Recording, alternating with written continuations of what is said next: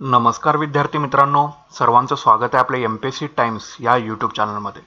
तर आजचा आपला व्हिडिओ सेशनचा जो विषय आहे तर कट ऑफ किती लागेल असं बऱ्याच जणांचं जे आहे ते विचारणं आपल्याला होत आहे। तर त्याच्या संदर्भातील आपला हा व्हिडिओ असेल। तर हे फक्त एक प्रेडिक्शनसाठी आपण जो आहे तो व्हिडिओ तुमच्यासाठी बनवतोय। हा काही फायनल कट ऑफ नसणार आहे, लक्षात घ्या। आणि त्याच्यामुळं जर ह्या रेंजमध्ये जर तुमचे मार्क्स येत असतील तर डेफिनेटली तुम्ही मुख्य परीक्षेची तयारी जी आहे ते करायला पाहिजे।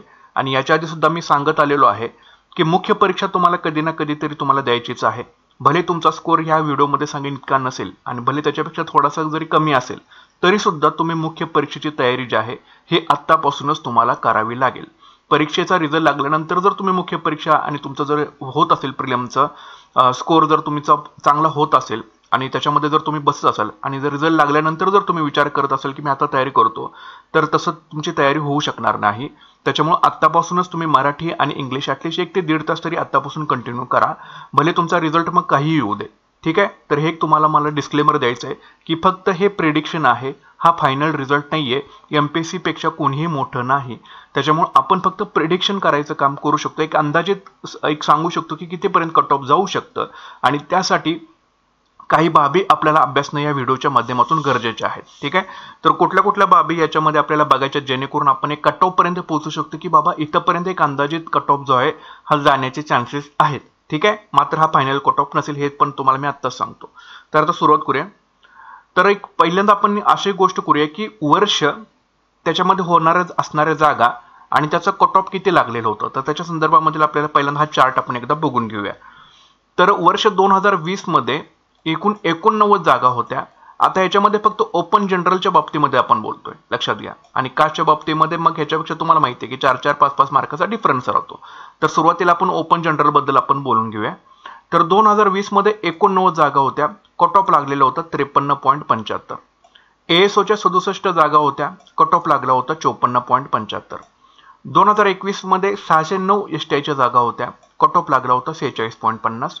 नंतर एएसओच्या जागा 100 होत्या, कट ऑफ लागला होता 53.75। 2022 मध्ये 78 जागा एसटीआयच्या होत्या, 61 कट ऑफ लागलेला होता। एएसओच्या 42 जागा होत्या, 62.75 कट ऑफ लागलेला होता। 2023 मध्ये 159 जागा होत्या, 54.25 कट ऑफ लागला होता। एएसओच्या 70 जागा होत्या, 54.25 कट ऑफ लागला होता। पीएसआयच्या 374 जागा होत्या, 49.50 जो आहे तो कट ऑफ लागलेला होता। तर एक सरासरीचा जर तुम्ही याच्यामध्ये जर विचार केला तर आजपर्यंतचा जो हायेस्ट कट ऑफ आहे तो आहे 61, जो की 2022 ला लागलेला होता। आणि कट ऑफ जनरलचा आहे तो आहे 62.775। भले इथं पेपर जरी इझी असेल तरी सुद्धा कट ऑफ जो आहे तो 61 पर्यंत आलेला आपल्याला दिसून येतो। आणि एएसओचा कट ऑफ जो आहे तो 62.75 च्या आसपास आपल्याला लागलेला दिसून येतो। मात्र इथं तुम्ही जागा बघू शकता, इथं 78 जागा होत्या, त्याच्यामुळे कट ऑफ जो आहे तो 61 पर्यंत आलेला आहे। आणि इथं 42 जागा होत्या, त्याच्यामुळे कट ऑफ हा 62.75 पर्यंत गेलेला आहे। त्याच्या तुलनेमध्ये जर 2024 चा विचार आपण जर केला तर एकूण 209 जागा आहेत। ठीक आहे, 209 जागा आहे, तर याला किती कट ऑफ जाऊ शकतो। आणि इथं 54 जागा आहेत म्हणजे 2022 च्या तुलनेमध्ये, तर याचा कट ऑफ किती जाऊ शकतो। पीएसआयच्या 216 जागा आहेत, तर याच्या किती कट ऑफ जाऊ शकतो। आता त्यांना एक प्रॉब्लेम असा आहे की त्यांचा रेशिओ त्यांना मेंटेन होईल का। आता आपल्याला माहिती आहे की मुख्य परीक्षेला एकाच 12 उमेदवार जे असतात ते मुख्य परीक्षेला घेतात, एका जागेसाठी 12 उमेदवार असतात मुख्य परीक्षेला। ठीक आहे, तर हा रेशिओ त्यांना मेंटेन करता येईल का, की किंवा आताच आयोगाने नोटिफिकेशन टाकलेलं होतं की त्यांना रेशिओ मेंटेन होत नाही पीएसआयचा, त्याच्यामुळे त्यांनी एकाच 14 उमेदवार घ्यायचं जे आहे ते ठरवलेलं होतं। ठीक आहे, तर असा एक रेशिओ वाढण्याचे चान्सेस आहेत का, असं एक आयोग करू शकतो का, तर ही एक शक्यता आपल्याला जी आहे ती नाकारता याच्यामध्ये येत नाही। ठीक आहे, तर हा झाला पहिला मुद्दा की बाबा पाठीमागच्या जर आपण 4-5 वर्षांचा विचार केला तर कट ऑफची रेंज ही कुठपर्यंत गेलेली आहे, तर मॅक्झिमम कट ऑफ आहे तो 61 पर्यंत गेला एसटीआयचा 78 जागेसाठी, मात्र यावेळी जागा आहेत 209। ठीक आहे, आणि 42 जागेसाठी 62.75 पर्यंत कट ऑफ गेलेला आहे 2022 च्या तुलनेमध्ये, मात्र यावेळी जागा आहेत 54। तर आता हा कितीपर्यंत जाऊ शकतो, पीएसआयच्या जागा त्या तुलनेने जे आहे ते कमी झालेल्या असतील, ही एक शक्यता आपण बघितलेली आहे की बाबा मॅक्झिमम कट ऑफ जो आहे तो 62.75 पर्यंत गेलेला आहे। ऍक्च्युअली त्या पेपरच्या टाईपवरती डिपेंड असतं, पेपर समजा इझी असेल कट ऑफ ह्या रेंजमध्ये जाऊ शकतो, 61, 62.75 च्या आसपास जाऊ शकतो पेपर इझी असेल तर। ठीक आहे, इझी टू मॉडरेट असेल तर थोडाफार याच्यामध्ये फरक पडणार, म्हणजे थोडाफार एकदम इझी आला तर कट ऑफ इतका जाऊ शकतो, इझी टू मॉडरेट असेल तर थोडासा याच्यामध्ये 2-3 मार्कचा फरक जो आहे हा पडू शकतो। मग काही जणांना असं वाटतं की आत्ताचा जो पेपर आहे हा इझी आहे आणि काही जणांचं मत आहे की हा पेपर जो आहे तो इझी टू मॉडरेट प्रकारचा आहे. ओके, तर याच्याबद्दल सुद्धा आपल्याला चर्चा जी आहे त्या व्हिडिओच्या माध्यमातून करायच्या. व्हिडिओ शेवटपर्यंत ऐका म्हणजे तुम्हाला बऱ्यापैकी गोष्टी ज्या असतील त्या क्लिअर आउट होऊन जातील. तर हे झालं आपण पाठीमागच्या 4 ते 5 वर्षांचा आपण कट ऑफ पाहिले की बाबा हे कट ऑफ आणि त्या जागा असणाऱ्या या एकंदरीत कट ऑफ किती लागलेला आहे. आता याच्या पुढे जाऊन जर आपल्याला बघायचं गेलं तर आत्ताची जी ॲडव्हर्टाइजमेंट आहे, आता एक रिअल डाटा तुम्हाला सांगतो मी. आत्ताची जी ॲडव्हर्टाइजमेंट आहे एकूण 480 जागा आहेत. ओके, तर याच्यामध्ये फक्त ओपन जनरलच्या बाबतीमध्ये मी बोलतोय, कास्टच्या बाबतीमध्ये बोलणार नाही. कास्टच्या बाबतीमध्ये तुम्हाला मी शेवटी सांगेन की कट ऑफ कितीपर्यंत जाऊ शकतं. तर एसटीआयच्या ओपन जनरल साठीच्या ज्या जागा आहेत ह्या फक्त 60 जागा आहेत, लक्षात ठेवायच्या. ओपन जनरल कॅन्डिडेटला फक्त 60 जागा आहेत. ठीक आहे. एएसओच्या जागा आहेत ओपन जनरल कॅटेगरीला फक्त 14 जागा आहेत. ओपन जनरलसाठी, फिमेलसाठी नव्हे, जनरलसाठी 14 जागा आहेत. आणि पीएसआयच्या ओपन जनरलच्या जागा फक्त 20 आहेत, लक्षात घ्या. म्हणजे अतिशय कमी ओपन जनरल कॅटेगरीला जागा ज्या आहेत ह्या डिवाइड होऊन आलेल्या आहेत. आणि आपल्याला माहिती आहे की कट ऑफ मध्ये सगळ्यात जास्त मेरिट कोणाचं जातं तर ते ओपन जनरलचं जातं आणि याच्यावरून बाकीचे जे कट ऑफ लाईन्स असतात हे डिसाइड होत असतात. आता याच्यात जर आपण प्लस केलं 60 + 14 + 20 आणि ह्याची बेरीज येते 94. ओके, याची बेरीज किती येते 94. आणि आपल्याला माहिती आहे की मुख्य परीक्षेला 12 उमेदवार जे आहेत ते आपल्याला पुढे घ्यायचे आहेत. तर यांची एकूण बेरीज येते 940. म्हणजे हे 940 ओपन मेल जे असतील यांच्यावरून डिसाइड होणार आहे की बाबा हे कट ऑफ जे आहे हे कुठपर्यंत जाऊ शकतं. ही एक शक्यता आहे. ठीक आहे, ही एक शक्यता आहे की 940 उमेदवार ठरवणार की कट ऑफ हे कुठपर्यंत जाऊ शकतं. आता महाराष्ट्रामध्ये जवळपास एक 2.40 लाख उमेदवारांनी म्हणजे जवळपास एक 2.5 लाख उमेदवारांनी समजा ही परीक्षा दिली. ठीक आहे, त्यामधून 940 उमेदवारांचा स्कोर हा एका मार्कवरती किती उमेदवार याच्यामध्ये असू शकतात? 100% याच्यामध्ये जास्तीत जास्त उमेदवार जे आहेत त्याच्यामध्ये असू शकतात 940. पण आपल्याला काय करायचं आहे, फक्त यांच्यावरून हे ठरणार आहे का? निश्चितपणे हे ठरवतील की किती स्कोर येऊ शकतो. मात्र आता काय होणार आहे की एक एक्झाम एक कट ऑफ आहे. कट ऑफ ह्या सगळ्या पोस्टसाठी एकच कट ऑफ लागेल. सो आपल्याला ज्या टोटल जागा आहेत, ठीक आहे, ज्या टोटल जागा किती आहेत सगळ्या मिळून 480 जागा आहेत. ओके, 480 जागा आहेत. त्याला गुणिले 12 आपण केलं तर 5760 जागा म्हणजे मुख्य परीक्षेला उमेदवार निवडले जातील. जर आपण हे राऊंड फिगर 6000 पकडले, ठीक आहे, जर आपण हे राऊंड फिगर 6000 उमेदवार पकडले तर त्या 6000 उमेदवारांची आपल्याला कट ऑफ लाईन ठरवावी लागेल. कारण एक एक्झाम एक कट ऑफ जे आहे ती होणार आहे. ओके, म्हणजे 6000 उमेदवारांचा स्कोर हा किती असेल जेणेकरून ते उमेदवार मुख्य परीक्षेला जे आहे ते पात्र ठरू शकतात. ठीक आहे, तर आपल्याला यांचा स्कोर जो आहे तो प्रेडिक्ट करायचा आहे. एक गोष्ट लक्षात आली, 940 उमेदवार ओपन जनरल कॅटेगरीचे आहेतच, यांच्यामुळे स्कोर हा निश्चितपणे हाय जाऊ शकतो. मात्र फक्त यांचाच एक फॅक्टर आहे का? नाही, सगळ्या फॅक्टरचा विचार करून आयोगाला एक कट ऑफ लावणं कंपल्सरी आहे. ठीक आहे, मग ते ओपन जनरलचे असतील, ओपन फिमेलचे असतील किंवा इतर कास्टचे असतील. तर ह्या गोष्टी तुम्ही ही एक शक्यता आहे तर बॅक ऑफ माइंडला तुमच्या राहू दे.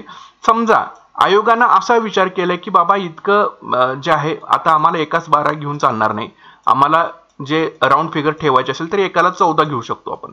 मग याच्यामध्ये कदाचित एक 1400 ते 1500 वाढू शकतात. एक कन्सिडर करा की एक 7500 उमेदवार सुद्धा मुख्य परीक्षेला जे आहे ते आयोग जे आहे ते कन्सिडर करू शकतं.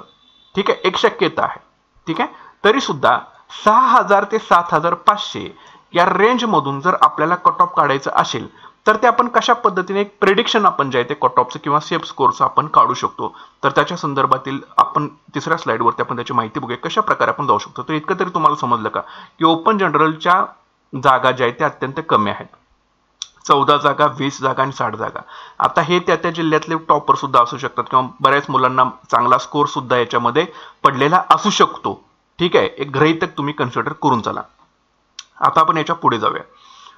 तर एक याच्यामध्ये आपण एक असा टेबल बनवलेला आहे की जरी तुमचा अभ्यास जास्त चांगला झालेला असेल तरी सुद्धा एक तुम्ही कशा प्रकारे त्या विषयामध्ये तुमचा स्कोर हा सध्या झालेला असू शकतो. तर बऱ्याच विद्यार्थ्यांचा स्कोर जो आहे हा सेकंड आणि थर्ड ब्लॉकमध्ये जो झालेला आहे हा अशा प्रकारचा तुमचा स्कोर जो आहे तो असू शकतो. आणि ज्यांनी अतिशय चांगला अभ्यास केलेला असेल, ज्यांनी सगळा पेपर व्यवस्थित क्लिअर केलेला असेल, तर त्यांचा आपण जर स्कोर बघायचा झाला, आधी पहिल्यांदा आपण मार्किंग सिस्टीम बघून घेऊया.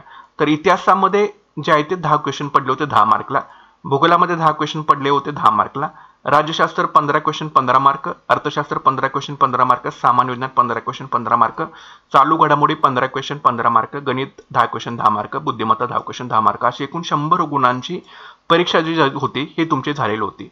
आता जास्तीत जास्त मुलांचे गुण हे किती येऊ शकतात, ठीक आहे, हे किती येऊ शकतात हे जस्ट प्रेडिक्शन आहे. ठीक आहे, आपण आपल्याला कट ऑफच्या लाईन पर्यंत पोहोचण्यासाठी आपण एक जस्ट प्रेडिक्शन आपण हे करत राहतोय.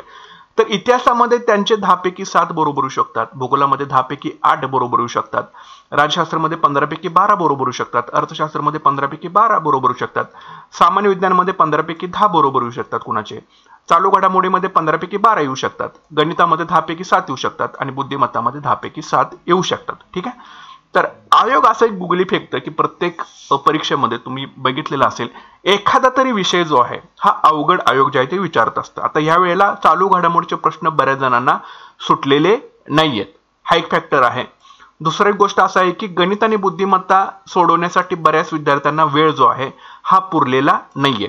जरी तुम्ही अभ्यास ज्यांचा व्यवस्थित असेल, ज्यांना 75 स्कोर असेल, तर ते डोळे झाकून आता मुख्य परीक्षेचा अभ्यास करू शकत असतील. जर एखाद्याला पेपर चांगला गेला असेल तर आपण एक अंदाज लावू शकतो की बाबा 75 पर्यंत त्याचा स्कोर जो आहे हा त्याचा झालेला असेल. ठीक आहे, झालेला असेल म्हणतोय मी. सगळ्या जणांचा स्कोर इतका होऊ शकतो का, तर सगळ्या जणांचा स्कोर इतका झालेला नसेल. ज्यांचा स्कोर झालेला असेल त्यांनी मुख्य परीक्षेचा अभ्यास ऑलरेडी चालू केलेला असेल, ही एक शक्यता आहे. 100 पैकी 75 पर्यंत काही जण पोहोचलेले असतील किंवा त्याच्या आसपास पोहोचलेले असतील. आता दुसरी शक्यता काय आहे, तर बघा इतिहासामध्ये 10 पैकी 6 मार्क पडलेले बरेच जण असतील, भूगोलामध्ये 10 पैकी 8 पडलेले बरेच जण असतील, राज्यशास्त्रामध्ये 15 पैकी 12 पडलेले बरेच जण असू शकतात, अर्थशास्त्रामध्ये 15 पैकी 8 पडलेले बरेच जण असू शकतात, सामान्य विज्ञानामध्ये 15 पैकी 8 पडलेले बरेच जण असू शकतात, चालू घडामोडीमध्ये 15 पैकी 6 पडलेले बरेच जण असू शकतात, गणितामध्ये 10 पैकी 5 आणि बुद्धिमत्तामध्ये 10 पैकी 5. तर यांचा स्कोर किती येतोय, तर यांचा स्कोर येतो टोटल केलं तर 58 पर्यंत यांचा स्कोर होतोय. ठीक आहे, आणि सेम जर तुम्ही तिसऱ्या कॅटेगरीमध्ये असाल तर इतिहासामध्ये तुमचे 6, भूगोलामध्ये 7, राज्यशास्त्रामध्ये 12, अर्थशास्त्रामध्ये 9, सामान्य विज्ञानामध्ये समजा तुम्हाला 9 पडले असतील, चालू घडामोडीमध्ये 6 पडले असतील, गणितामध्ये तुम्हाला वेळ पुरला नाही 4 पडले असतील, बुद्धिमत्तामध्ये 4 पडलेले असतील, पण बाकीचे जर तुम्ही वरचे विषय परफेक्टरित्या सोडवलेले असतील तर तुमचा स्कोर किती होतोय, हा 57 पर्यंत स्कोर होतोय. ह्या 3 शक्यता ज्या आहेत, ह्या 3 शक्यता सध्याच्या कट ऑफ मध्ये फार महत्वाच्या आहेत. जर तुम्ही ह्या रेंजमध्ये कुठेतरी बसलेला असाल तर तुम्ही मुख्य परीक्षेचा अभ्यास करणं हे कंपल्सरी आहे, मस्ट आहे आणि तुम्हाला करावाच लागेल मुख्य परीक्षेचा अभ्यासक्रम. ठीक आहे, तर पेपर 23 पेक्षा सुद्धा हा जो पेपर आहे हा सोपा ते मध्यम स्वरूपाचा पेपर आहे. ठीक आहे, सोपा ते मध्यम. आता सोपा म्हणजे काय की बाबा सगळेच सोपा पडलेले आहे, सगळेच विषयातले सोपे पडलेले आहेत, पण चालू घडामोडी काही जणांना अवघड गेलाय, गणित आणि बुद्धिमत्तापर्यंत तुम्ही पोहोचू शकले नाही. भले पेपर सोपा असेल पण तुम्ही तिथपर्यंत पोहोचू शकलेले नाहीये, कारण इकडे तुमचा जीएस मध्ये बराचसा वेळ गेलेला आहे. त्याच्यामुळे आपण याला सोपा ते मध्यम, ठीक आहे, हा आपण याला पेपरचा प्रकार जो आहे आपण याला कन्सिडर करू शकतो.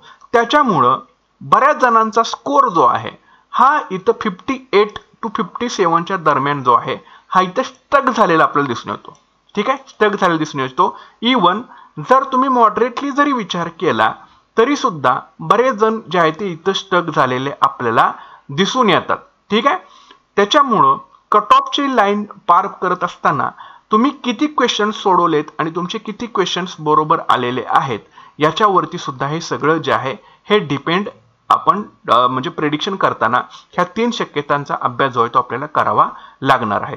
आता याच्यामध्ये मग 75 म्हणजे जवळपास एक 70 प्लस असणारी मुलं किती असतील किंवा 65 प्लस मुलं असणारी किती असतील, किंवा जर त्यांना आता समजा फिजिकलला काय पीएसआयला काय होणार आहे की पीएसआयला तुमचा मुख्य परीक्षा तर एकाच 12 उमेदवार तर होतीलच, प्लस इथं पुन्हा तुमचा इंटरव्ह्यू देखील राहतो, इथं तुमचं ग्राउंड देखील राहतं. त्याच्यामुळे याच्यामध्ये उमेदवारांची संख्या जी आहे मी मगाशीच म्हणलं 6000 ते 7500 उमेदवार जे असतील हे मुख्य परीक्षेला जर आयोगाने कन्सिडर केलेले असतील तरी सुद्धा बऱ्यापैकी क्राऊड जो आहे हा या सेकंड कॅटेगरीमध्ये किंवा या थर्ड कॅटेगरीमध्ये आहे 58 to 57च्या आसपास, आणि याच्यापेक्षा सुद्धा वरती स्कोर असणारे समजा 1000-1500 जरी आपण मुलं कन्सिडर केली तरी सुद्धा वरचे जे मुलं आहेत ते मॅक्झिमम ह्याच कॅटेगरीमध्ये आहेत. आणि आयोगाला एक ढोबळ मानाने कट ऑफ जो आहे हा मुख्य परीक्षेसाठी मॅक्झिमम उमेदवार पात्र करण्यासाठी त्यांना लावणं कंपल्सरी आहे. आता बऱ्याचशा टेलिग्राम चॅनलच्या पोलमध्ये काही जणांनी असं सांगितलेलं आहे की बाबा 3 ते 4 हजार उमेदवार असतील किंवा 7,000 उमेदवारांचा स्कोर जो आहे हा जवळपास जो सांगितलेला आहे तो 70+ स्कोर आहे. 7,000 उमेदवारांचा स्कोर हा 70+ असं काही टेलिग्राम चॅनलमध्येच्या पोलमध्ये सांगितलेलं आहे. आता सगळेच पोल खरे असतात का, तर सगळेच पोल खरे नसतात. त्याच्यामुळे आयोगाचा ज्यावेळी रिझल्ट येईल त्यावेळी आपल्याला समजेल की एक्झॅक्टली कट ऑफ जे आहे हे कुठंपर्यंत गेलेलं आहे. हे सगळे निवडणूक सर्वेसारखाच सगळा विषय आहे ह्याच्यामध्ये. त्याच्यामुळं कितपत कोणत्या पोलवरती विश्वास ठेवायचा हे आता रिझल्ट आल्यानंतर समजू शकतं. पण आत्ताचा सध्याचा क्राऊडचा जर विचार आपण केला तर मॅक्झिमम 58 to 57च्या दरम्यान हे बरेच आहेत, आणि हा सुद्धा एक चांगला स्कोर आपल्याला मुख्य परीक्षाला पात्र होण्यासाठी ठरू शकतो. सेफ स्कोर आपण याला म्हणू शकतो की बाबा इतका स्कोर झाला की आपण मुख्य परीक्षेला जाण्याचे आपले चान्सेस जे आहेत ते जास्त प्रकारे मोडू शकतात. त्याच्यामुळे जर तुमचा स्कोर इतका असेल डेफिनेटली तुम्ही मुख्य परीक्षेचा अभ्यासक्रम जो आहे हा तुम्ही करायला सुरुवात करा. ऍटलिस्ट मराठी आणि इंग्लिशला तरी ग्रामरचा अभ्यास करायला सुरुवात करा. बाकीचं जीएस सेमच आहे जे तुम्हाला गट कला सुद्धा कामाला येणार आहे. ठीक आहे. त्याच्यामुळे रिझल्ट लागल्यानंतर तुम्हाला मी आधी सांगितले, पाठीमागचा जर व्हिडिओ बघितला नसेल तर बघून घ्या. माहितीचा अधिकार अधिनियम 2005 अपडेटेड आणि महाराष्ट्र लोकसेवा हक्क अधिनियम 2015 आणि एक तंत्रज्ञान आणि पर्यावरण हे तुमचं रिझल्ट नंतर होऊ शकतं. पण रिझल्ट नंतर जर तुम्ही मराठी आणि इंग्लिशचा अभ्यास करायला गेला तर ते होऊ शकणार नाही. त्याच्यामुळे ज्यांचा स्कोर हा 58 to 57च्या पर्यंत आहे तुम्ही मुख्य परीक्षेचा अभ्यासक्रम करायला चालू करा. इवन मी तर म्हणेन ज्यांचा स्कोर हा 55+ आहे त्यांनी मुख्य परीक्षेचा अभ्यासक्रम करायला हरकत नाही. तुम्ही डेफिनेटली मुख्य परीक्षेचा अभ्यासक्रम करायला सुरुवात करा. हे तुम्हाला कामालाच येणार आहे. फ्लो मधून तर तुम्ही बाहेर पडणार नाही. कधी ना कधी तर तुम्ही मुख्य परीक्षा देणारच आहात. तर त्याच्यामुळे आत्तापासून का नाही, आत्तापासून करा. 1 ते 1.5 तास डेली मराठी आणि इंग्लिशचा अभ्यास तुम्हाला जो आहे तो करायचा आहे. तर या सगळ्या बाबी अभ्यासल्यानंतर आपण एक कट ऑफच्या प्रिडिक्शन पर्यंत म्हणजे सेफ स्कोर तुमचे कुठेपर्यंत लागू शकतो कट ऑफ, तर तिथपर्यंत पोहोचू आपण डेफिनेटली शकतो. तर एक हा कट ऑफ तुम्ही लक्षात ठेवा की हा फक्त सेफ स्कोर आहे. लक्षात घ्या, इतका कट ऑफ लागेल का नाही सांगता येणार, मात्र इथपर्यंत अंदाजित कट ऑफ लागू शकतो. जर तुम्ही ओपन कॅटेगरीमध्ये असाल, ओबीसी, एनटीसी, एनटीडी किंवा ईडब्ल्यूएस कॅटेगरी असेल, त्याच्यामध्ये मग जनरल मेल, फिमेल आणि स्पोर्ट्स, तर हा कट ऑफ जो आहे हा 58.75 to 59.75 पर्यंत लागू शकतो. ह्याच्यामध्ये ±1 तुम्ही करू शकता. ठीक आहे. हा इतका एक अंदाजित कट ऑफ जो आहे इतका लागण्याचे चान्सेस जे आहेत ते आत्ताच्या ट्रेंडवरून आपल्याला दिसत आहेत. ठीक आहे. हे फायनल कट ऑफ नाहीत, ह्याच्यामध्ये सुद्धा वाढ जी आहे ती होऊ शकते. मात्र सध्याच्या घडीला पाठीमागचं अनालिसिस वगैरे करून जर आपण काढलं तर इतका कट ऑफ जो आहे तो लागू शकतो. म्हणजे इतका सेफ स्कोर आहे तो तुम्ही म्हणू शकता की बाबा माझा कट ऑफ इतका बसतोय, याच्यामध्ये ±1 तुम्ही करू शकता ओपन जनरल वाल्यांनी. त्याच्यानंतर फिमेलचा कट ऑफ जो आहे हा 53.75 to 55.75च्या दरम्यान जो आहे तो लागू शकतो. याच्यामध्ये ±2 तुम्ही करू शकता. ठीक आहे. याच्यामध्ये प्लस पण होईल किंवा मायनस पण होईल, 2 पर्यंत होऊ शकतो, चान्सेस आहे त्याच्यामध्ये. स्पोर्ट्सचा कट ऑफ आहे तो 32.50 to 34.75च्या आसपास जो आहे हा याच्यामध्ये कट ऑफ जो आहे तो लागू शकतो. ±2 करू शकता. एससी जनरल असेल 56.25 to 57.75 ±2 रेंज जी आहे ती लागू शकते. फिमेलमध्ये 52.25 to 53.75 पर्यंत याच्यामध्ये कट ऑफ जो आहे हा याच्यामध्ये लागू शकतो. आणि स्पोर्ट्समध्ये 32.50 to 34.75 ±2 याच्यामध्ये होऊ शकतो. एसटी 52.25 to 52.50 पर्यंत याच्यामध्ये लागू शकतो. याच्यामध्ये देखील ±2 होण्याचे चान्सेस आहेत. थोड्याशा जागा कमी आहेत एसटी मध्ये. ठीक आहे. त्याच्यामुळे हे कदाचित कमी होऊ शकतं. फिमेल 48.25 to 49.75 आणि स्पोर्ट्स 32.50 to 34.75 ±2 इतक्या कट ऑफचे जे आहे तिथपर्यंत जाऊ शकतं. म्हणजे आताच्या ट्रेंडवरनं हे असं दिसतंय. पण हे फायनल आहे का? फायनल डेफिनेटली नाहीये. तर एक तुम्ही याला सेफ स्कोर कन्सिडर करू शकता. ठीक आहे, कट ऑफ म्हणण्यापेक्षा याला एक तुम्ही सेफ स्कोर कन्सिडर करू शकता की बाबा माझं याच्यामध्ये जर होत असेल तर मी डेफिनेटली मुख्य परीक्षेचा अभ्यासक्रम जो आहे तो सुरू करून देईन. मग भले तिकडे कट ऑफ किती का लागे ना, मी आता त्याच्यामध्ये जास्त विचार करत बसणार नाही. माझा इथपर्यंत जातोय. मी तर तुम्हाला सांगितले 55+ तुम्ही असाल मुख्य परीक्षेची तयारी सुरू करा.